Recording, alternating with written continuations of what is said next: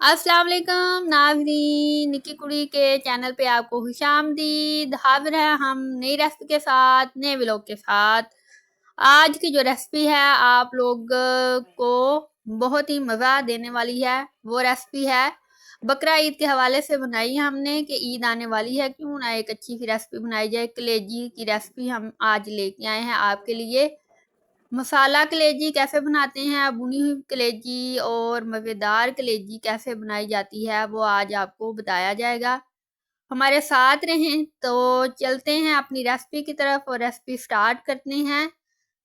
मसाला कलेजी के लिए हमने ली कलेजी और उसको अच्छे से वॉश करके धो के हमने साफ करके रख लिया। साथ में हमने लिया प्याज और लहसुन, इनको भी हमने बना के रख लिया। लहसुन और प्याज आपको इसके लिए ज़्यादा चाहिए होगा।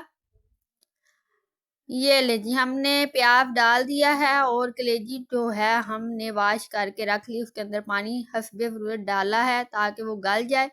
और ये अब हम लहसुन डालने हैं इसमें।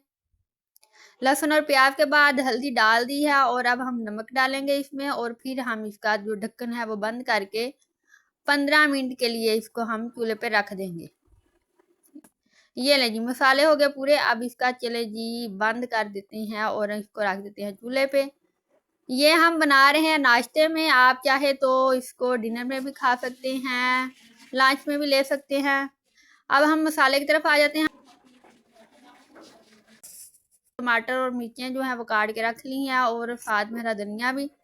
अब 15 मिनट के बाद हमने इसका जो प्रेशर कुकर जो था उसका ढक्कन जो था वो उतार दिया है। इसके साथ ही हल्का सा पानी इसमें रह गया है और उसमें हमने ऐड कर दी हैं टमाटर, मिर्चें, लाइट सी हल्दी, दड़ा मिर्च और नमक।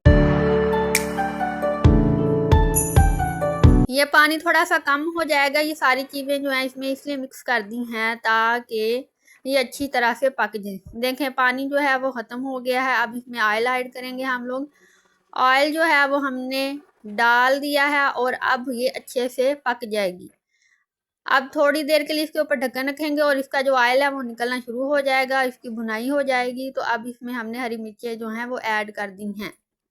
नाज़रीन, बुनाई करते हुए आपने अच्छे से देखना है कि इसमें पानी और जो ऑयल है वो दोनों इकट्ठे ना हों, बल्कि सिर्फ जब आप बुनाई करें तो अच्छे से इसमें ऑयल नज़र आना चाहिए। ये देखें इस तरह से, ये अभी जो इसका ऑयल है वो निकल रहा है। ये देखें, ये ऑयल जो है वो निकल रहा है। अभी ये अच्छी तरह से पकी नहीं है क्योंकि इसमें अभी पानी और ऑयल दोनों ही शामिल है। देखें ज़रा, सिर्फ और सिर्फ इसमें तरी होनी चाहिए तब ये पक जाएगी।